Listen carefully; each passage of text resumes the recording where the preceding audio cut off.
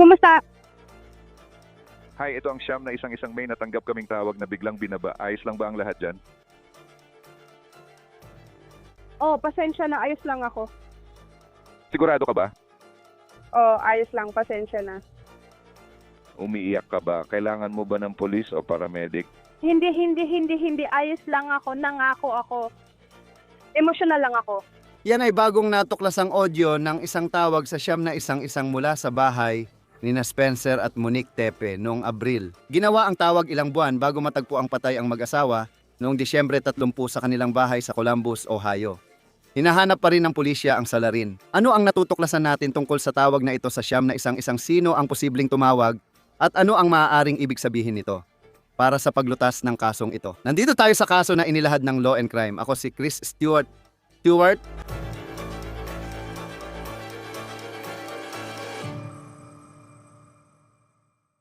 Sino ang papasok sa bahay ng dentista, babarilin siya, papatayin ng asawa, tapos tatakbo at iiwan ang dalawang anak na ligtas? Ngayon, wala na silang magulang. Lalong lumalakas ang tanong habang lumilipas ang araw mula ng barilin at mapatay sina Spencer at Monique Tepe sa kanilang bahay. Ayon sa pulisya, naganap ang pagpatay mula 2:00 hanggang 5:00 ng umaga noong Disyembre 30. Heto ang video bago ko ibigay ang bagong impormasyon. Pero sa tingin ko, mahalagang makita ninyo ito tungkol sa pinaghihinalaan. Sabi ng pulisya, nakita nilang naglalakad sa likod ng bahay ni Tepe ang isang tao sa pagitan ng 2:00 at 5:00 ng umaga sa araw na pinaniniwala ang pinatay ang pamilya Tepe. Nasa 20 ang temperatura nung araw na yon.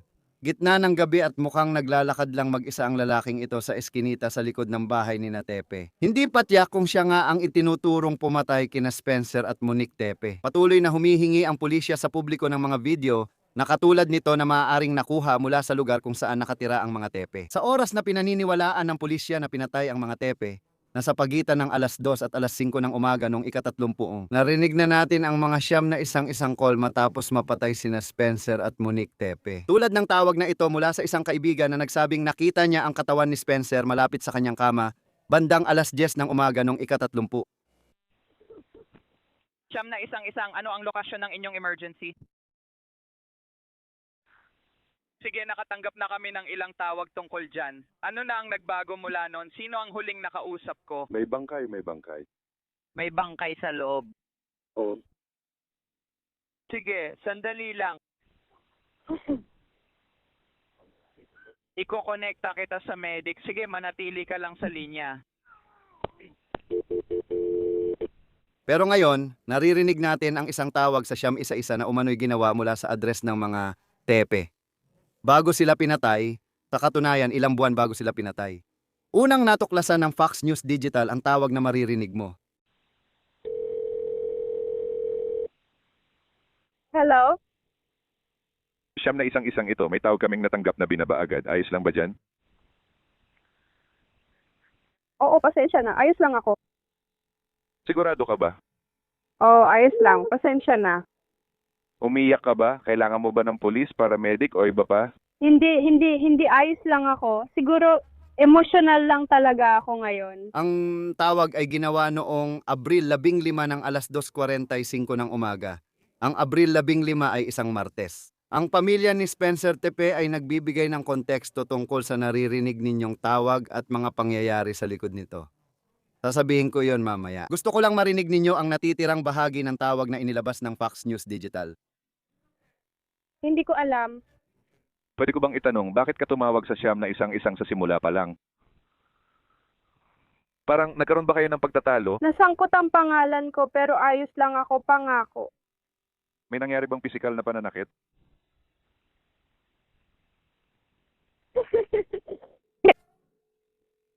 Nag-aaway lang kayo, walang nanakit sa isa't isa?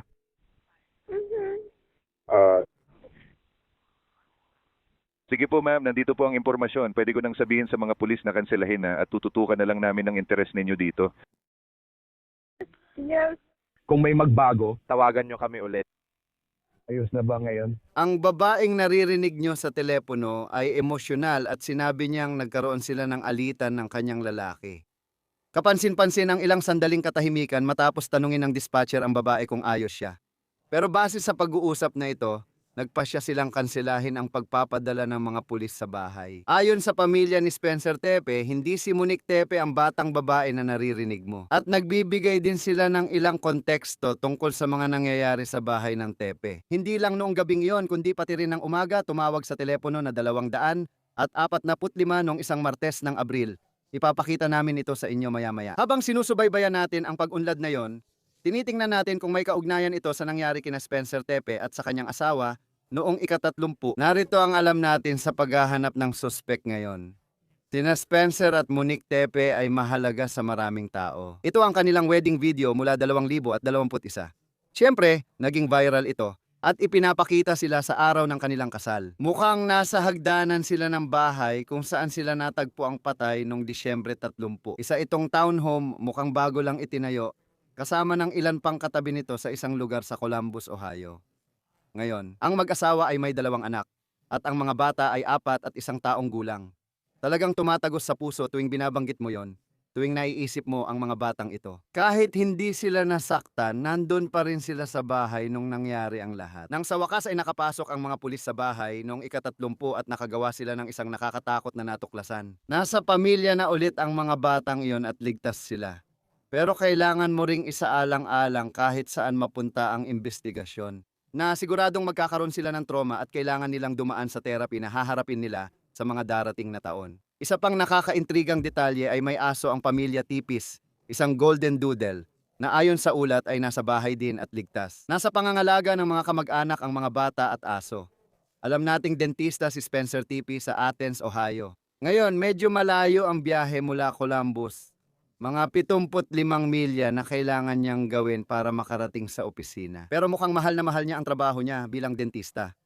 Nagtapos siya sa Ohio State noong 2017. May Doctor of Dental Surgery siya ayon sa bio sa website. Gustong-gusto niyang maging dentista at mahilig sa sports sa labas ng trabaho. Malaking tagahanga siya ng Ohio State at Cincinnati Bengals, kung saan siya nag-aral sa kolehiyo. Lumaki siya sa lugar ng Cincinnati. Mahilig maglaro ng golf, mahilig maglakbay at mahal niya ang mag-spend ng oras kasama ang kanyang pamilya. Ngayon, si Spencer ay kasal kay Monique Tepe na nagtapos din sa Ohio State. Ngayon, ang alam natin tungkol sa kanya ay na professional, may background siya sa early education. Gayon din, inilathala ng Columbus Dispatch na siya ay kasal sa isa ring estudyante ng Ohio State, hindi kay Spencer. Ikinasal siya noong 2015 ngunit naghiwalay noong 2017 at wala silang anak. Ayon sa dispatch, maayos ang kanilang diborsyo. Ngayon, kilala si Monique bilang mo ng kanyang mga kaibigan. Mahilig siyang mag-bake at may background sa edukasyon. At sina Spencer at Monique, malapit na silang mag-5 taon bilang mag-asawa. Ikinasal sila noong Enero 30, 2021 sa Columbus. Makikita mo ulit sa video na yon ang bahay kung saan sila natagpo ang patay. Ang kanilang wedding video ay kinuna ng isang kamag-anak, si Rob Misla, na ngayon ay naging tagapagsalita ng pamilya. Pinayagan niya kaming ipakita sa inyo ang video na nagpapakita kung gaano kamahal ng mag-asawa ang isa't isa. At iyon ang nagdadala ng misteryo sa kasong ito dahil mukhang wala rin naman silang anumang kriminal na record maliban sa ilang traffic ticket na maglalagay sa kanila sa isang sitwasyon kung saan sila ang magiging biktima ng ganitong krimen. Ngayon, noong Disyembre 30 doon nawala sina Spencer Tepe at Monique Tepe ang kanilang mga buhay. Kagawad ng pulisya ng Columbus 107. Hello, oo, gusto ko sanang humingi ng wellness check para sa isang tao sa kanilang bahay. Unang tinawagan ng pulisya ang dental clinic ni Dr. Tepe dahil hindi siya pumasok sa trabaho. Si Spencer ay katrabaho ko at hindi siya pumasok ngayong umaga. Pati ang pamilya niya hindi rin namin makontak. Hindi siya pumasok sa trabaho. Tama ba? May problema ka ba sa kalusugan? Wala, naging maaasahan siya. Hindi namin siya makontak, pati asawa at pamilya niya o sino mang nakatira sa bahay na yon.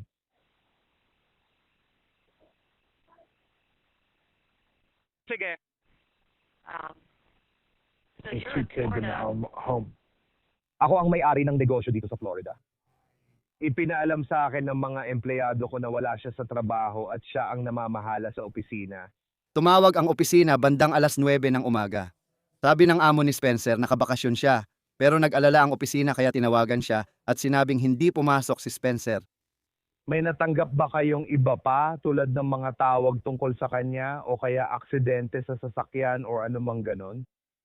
Minsan talaga may hindi pumapasok sa trabaho, baka may sakit din siya, hindi ko rin alam. Sabi ng dispatcher, normal lang daw na may hindi pumapasok sa trabaho. Mukhang talagang nag-aalala ang boss niya kasi si Spencer ay hindi yung tipo ng tao na basta na lang hindi papasok sa trabaho at hindi magsasabi kahit kanino. Alam ko lang na siya ang pinakamaaasahan. Palagi siyang nasa oras at lagi siyang nagko-contact sa amin kung may kahit anong problema. At hindi ko alam paano sasabihin pero sobrang nag-aalala kami dahil hindi ito ugali niya at di rin namin makontak ang asawa niya na lalong nakakabahala. Mga 20 minuto ang lumipas. Bandang 22:22 dumating ang isang pulis sa bahay ni na Spencer at Monique pero walang sumagot sa pinto. Kaya umalis ang pulis. Nag-aalala, pumunta ang mga kaibigan ng Tepe sa bahay nila at sinabing naririnig nila ang mga anak ng Tepe sa loob 10:00 ng umaga. Anong emergency dyan, police o medical? Siguro pareho, hindi ko alam. Marami akong ginagawa ngayon. May tumatawag at kumakatok sa harap at likod na pinto pero walang sumagot. Oo, walang sumasagot. Naririnig ko yung mga bata sa loob at parang may sumigaw. Hindi kami makapasok ngayon. Hindi ko alam kung kailangan kong basagin ang pinto or pumasok na lang. Nandun ka ba nung dumating ang mga pulis? Hindi ako nandoon. Kakarating ko lang mga 5 minuto na ang nakalipas. Sige, ibabalik namin siya sa'yo. Pagkatapos may isa pang tawag mula sa opisina ni Spencer. Hindi pumasok ang boss namin at 3 oras na namin siyang hindi makontak. Nasa site kami at naririnig namin. Kailangan kong makausap kahit sino dyan. Sige, sinisigurado ko lang na may tumawag. 5 minuto pagkatapos ng tawag sa telepono. Narinig mo lang na may isa pang tawag na ginawa at ang tawag na ito ay mula sa isang kaibigan na may nakita na sobrang nakakatakot. Siyam na isang nasan po ang emergency ninyo? Sige, nakatanggap na kami ng ilang tawag tungkol dyan. Ano na ang nagbago mula noon sa huling nakausap ko? May bangkay, may bangkay. May bangkay sa loob. Oo. Sige, sandali lang. Ilalagay kita sa linya kasama ang mediko. Sige, manatili ka lang sa linya. Habang naghihintay ang tumatawag, may maririnig na mga batang maliliit sa background. Hindi nasaktan ang mga anak ni Tepe. May bangkay. Hindi sumasagot sa telepono ang kaibigan namin. Marami kaming ginawa. Kakarating lang niya dito. Mukhang patay na siya. May dugo, nakahiga siya sa tabi ng kama niya, hindi sa kama at may dugo. Di ako makalapit para makita ng malinaw. Sige, so kitang-kita mong hindi na siya humihinga o ano pa man. Oh. Parang alam mo yun kasi mukha siyang, Hindi ko kayang tumingin. sige, naiintindihan ko, kailan huling may nagsalita, telepono. I guess kahapon, siguro kahapon, sige. Ilang taon na siya? 37. 37? Parang gumagamit ba siya ng droga o may ganun ba siyang bisyo? Hindi. Ayos lang, bata pa kasi siya. Naintindihan ko. Sige, ayos lang, papunta na tayo ngayon. Ayon sa nag-aalalang kaibigan, nakita nila ang katawan ni Spencer sa bahay. Huminto ang sasakyan natin, naririnig nila ang mga bata. Todd, may sumigaw sa kanila at may tawag ulit na may katawan sa loob. Tama yun. Okay. Nang pumasok ang mga pulis, sinabi nilang patay na si Spencer at ang kanyang asawa. Ayon sa USYX-TV, si Dr. Tepe ay binaril ng maraming beses at si Monique ay may isa o higit pang tama ng bala sa dibdib. Walang nahanap na murder weapon ang mga pulis at hindi sila naniniwalang murder-suicide ito.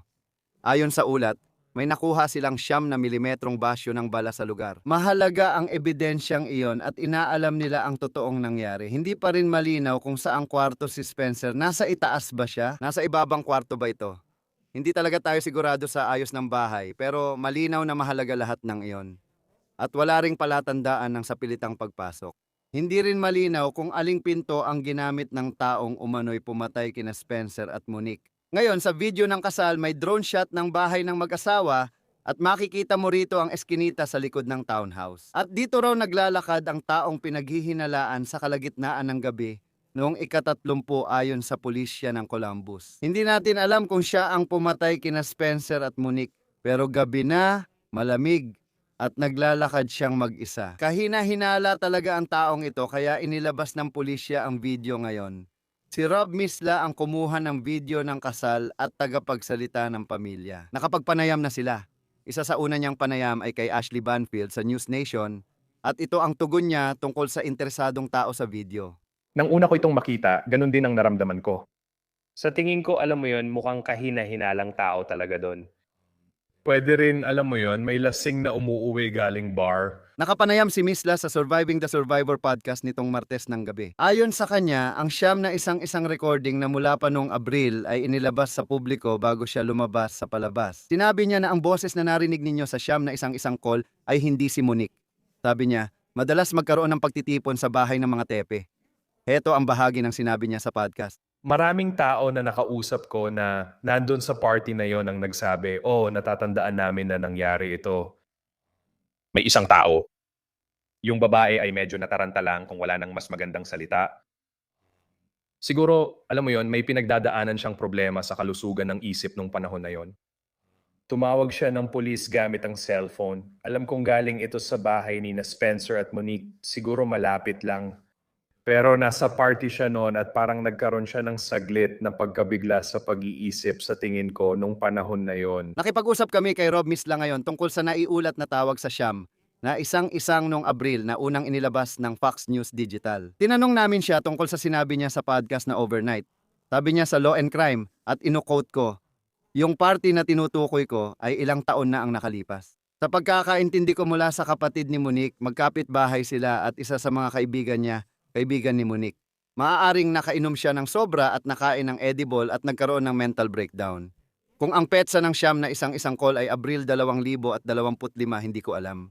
Alam kong hindi yun boses ni Monique. Uulitin ko, si Rob Misla ay bayaw ni na Monique at Spencer kasama si Tom Smith, retiradong New York Police Department detective at host ng Gold Shields podcast. Madalas siya sa show natin dito at nasa podcast siya kagabi. Sasamahan niya ako mamaya para pag-usapan ang progreso ng investigasyon. Pero bago ko puntahan yon, gusto ko munang ipakita ulit sa inyo ang video na ito dahil napakahalaga nito. Ang taong ito ay person of interest. Video mula sa Columbus Police. Naglakad ang taong ito sa eskinita sa likod ng bahay ng mga tepe sa pagitan ng alas 2 at alas 5 ng umaga sa araw ng pagpatay sa mga tepe ayon sa pulis. Sa tingin ko, pag napanood mo ang video na ito, hindi ito ang kakaibang lakad na nakita mo pero may kakaibang bagay dito na pwedeng mapansin ng iba. Yung maaring makatulong ang kilos ng katawan sa paglutas ng kaso. Kung may information ka, kontakin ang pulisya ng Columbus. Kasama natin ngayon si retired na detective ng New York Police Department na si Tom Smith. Tom, alam ko na nasa Surviving the Survivor podcast ka rin kagabi. Narinig mo na ba ang bagong siyam na isang video na nakuha ng Fox News Digital noong Abril ngayong taon, bandang 2:45 ng Martes ng umaga? Hindi pinaniniwala ang si Monique Tepe ang nasa telepono, pero ano ang napansin mo? Ano ang tumatak sa'yo nang pakinggan mo ang tawag na yon? Pinakatumatak sa akin yung oras ng pangyayari na may mga tao sa bahay mo ng ganong oras.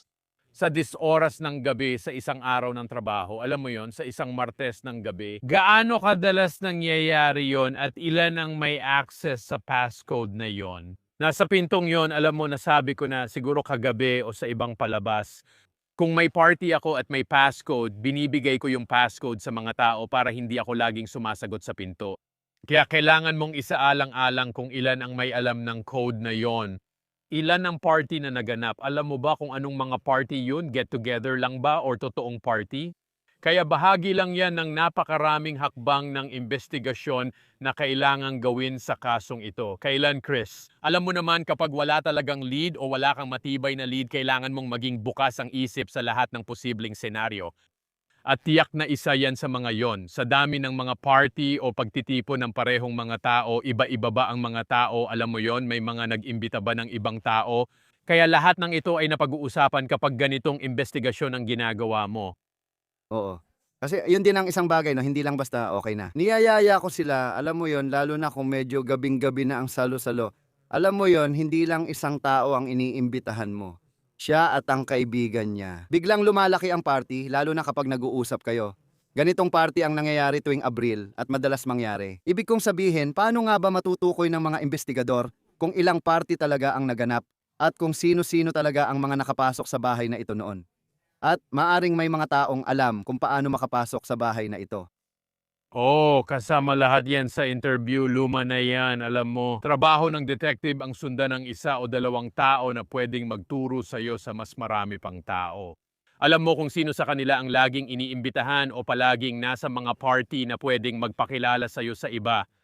Pagkatapos, pagtutugmain mo ang mga pahayag at interview tungkol sa kanilang pinagmulan. Sino ang nandoon at nagkaroon ba ng gulo sa mga party na iyon? Meron bang dumating na tao na talagang hindi naman inimbitahan or hindi dapat nandoon? Alam mo, Chris, kahit maliit na detalye, pwedeng magbigay ng lead sa kaso. Yan ang kailangan nilang hawakan ngayon. Na patuloy lang nilang hinahabol at ini-interview ang lahat ng tao sa paligid at sa buhay ng mga taong ito. Pag-usapan natin yan. Wala pa akong chance makausap ka tungkol sa video na interesado sila. Kasi para sa iba, medyo malabo talaga ang ilang bahagi. Nakasuot siya ng maitim na coat at gray na pantalon, naglalakad na parang nasa likod ng bahay. Pero hindi mo makikita ang muka. Ikaw, bilang nakapanood na ng ganitong video, ano ang nakikita mo kapag nakita mo ito? Marami talaga, lagi kasing nakatuon ang lahat sa video na nagpapakita ng mukha ng tao, lalo na sa perpektong mundo. Yan ang gusto ng bawat detective, na makilala ang isang tao sa video. Pero minsan tinatanggap mo na lang kung anong meron ka at sisimulan mong suriin ang bawat ibang aspeto ng video na yon. Tulad ng paraan ng kanilang paglalakad, pag-indayog ng braso, pagkiling ng ulo, at ang suot nilang damit. Hindi mo madaling maitago ang kilos o galaw di gaya ng mukha o ulo. Alam mo, natural mong nagagawa ang mga kilos na yon araw-araw at isa ron ay maaring magpakita ng pagkakakilanlan ng tao. Ang pinakanatandaan ko sa bagong video, Chris, ay yung huling frame ng video na yon. Malinaw niyang tinakpan lalo ang mukha niya, higit pa kaysa noong naglalakad siya. Ibig kong sabihin, isa itong, para sa akin, kitang-kita mo talaga yung kilos niya, bakit niya ginagawa yon. May ilang bagay sa isip ko na posibleng dahilan nun. Una, alam niya ang lugar at alam niyang may camera doon sa lokasyon na yon, kaya iniiwasan niyang makita siya sa ibang parte. Baka rin may ibang taong naglalakad doon kaya nagulat siya at tinakpan ang mukha niya, lalo na kung yung pangalawang senaryo ang nangyari gaya ng nabanggit ko. Kailangan lagyan ng oras ng mga pulis ang lugar na yon at ipaalam sa publiko kung may ibang tao bang nandoon sa oras na yon at kung ano ang kanilang napansin. Alam mo, hindi mo laging kailangan ng muka sa ganitong video. Minsan ang kilos at galaw na lang ang nagsasabi ng kwento gaya ng nangyari dito. Oo. At pakiramdam ko rin, kapag pinapanood mo ang taong ito maglakad, parang may kakaibang lakad siya. Kung nasa Columbus ako at may mga katrabaho, parang may kakaiba. Hindi ko maipaliwanag pero may kakaiba sa kilos niya. Talagang mapapansin ko kung may kakilala akong naglalakad ng ganon. At pati na rin yung paraan ng pagkakayuko nila, siguro dahil sinusubukan nilang itago ang mukha nila. Yung isa pang bahagi, nasa eskinita sa likod ng bahay, kaya parang may sariling garahe, parang townhouse. Doon ipapasok at ipaparada ang kotse mo. Kumpara sa paglalakad sa harap ng bahay kung saan, gaya ng nakita natin, may ring doorbell camera doon tungkol lang sa lokasyon nito. At hindi ko alam kung shortcut ba yun mula, alam mo na, sinabi ni Rob Misla, yung bayaw, na baka may taong umuuwi galing sa bar sa lugar na yon, baka shortcut lang yon. Hindi ko alam. Pero ano ang napapansin mo tungkol sa katotohanang dumadaan sila sa partikular na eskinita na yon kumpara sa pagdaan sa harap ng bahay? Para sa akin, ibig sabihin nun ay kilala talaga nila ang lugar at paligid, pati na ang kapitbahayan. Tago talaga yung eskinita na yon. Siguro sa iba pang bahagi ng kalsada at sa sino mang maaring nandoon at sapat na tago para walang makakita sa kanila. Pero may mga camera na halos kahit saan, gaya ng nakikita natin sa bawat kaso na pinag-uusapan natin ngayon. Pero nakikita ko lang ito bilang kaalaman sa lugar at sa tingin ko, maaring may patutunguhan ito. Pero ito pa, kung nakita iyon ng taong yon, nasa balita na ito, nasa television na ito, kung ako yon, ang una kong tatawagan ay ang mga pulis, di ba? Ako yon. Pauwi lang ako galing kung saan man. Gusto nyo ng pahayag. Nandyan ako sa loob ng 5 minuto pero hindi pa nangyayari. Kaya napapaisip ako kung totoo nga rito. Iniisip ko rin, kasi bago pa lang ang mga townhouse dito at karamihan ng kapitbahay, may ring doorbell system na rin. Katulad ng karamihan sa mga bahay, lalo na sa likurang eskinita. Dati akong nakatira sa katulad na lugar, mga townhouse na magkakahiwalay, na may mga taong naghahalungkat ng basura at sumusubok pumasok sa garahe. Maraming tao ang may kamera doon kaya maiisip mong baka may ibang video ang pulis. Ano kaya ang estratehiya nila ngayon? Mahigit 1 linggo na ang lumipas. Sa alam namin, ito lang ang malabong video ng taong interesado silang naglalakad sa eskinita. Gusto ko lang ipunto, hindi natin alam kung ano ang alam ng pulis. Alam mo, ang dami na nating nagawang palabas na magkasama. Chris, madalas talagang hindi agad inilalabas ng pulis ang maraming impormasyon bago sila mag-press conference or bago nila ibunyag kung anong direksyon o estratehiya ang ginagawa nila. Dahil maaaring may hawak silang mahahalagang impormasyon na hindi pa nila pwedeng ibahagi dahil maaaring tumukoy ito sa 1 o 2 tao na kasalukuyan nilang iniimbestigahan. Kaya kailangan nating maghintay para malaman kung ano na talaga ang nangyayari sa investigation. Medyo nagulat ako dahil sa dami ng balita tungkol dito na wala pang ginagawang press conference kahit man lang para kilalanin ang ilan sa mga nangyayari at para magkaroon ng mukha ang investigation.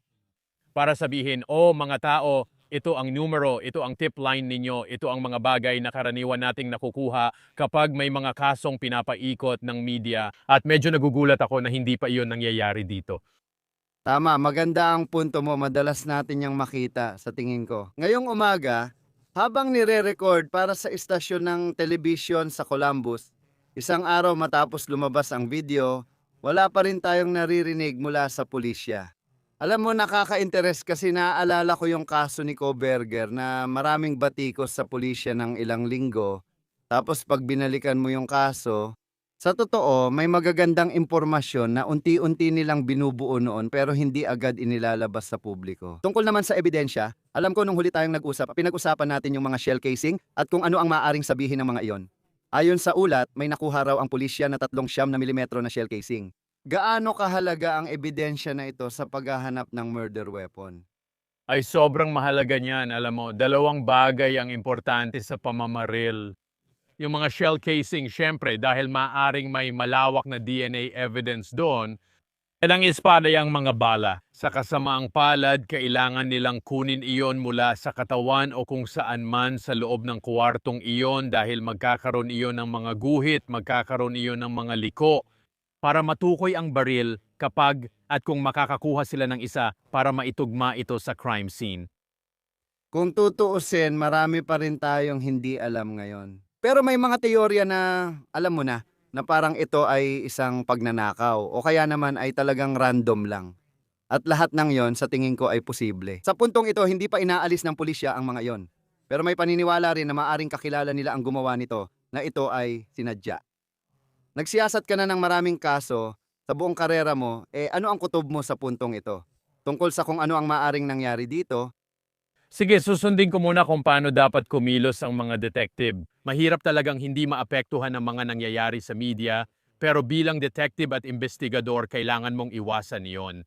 Ihiwalay mo ang sarili sa mga nangyayari sa labas at panatilihing bukas ang isipan sa lahat ng posibleng senaryo ng krimeng ito.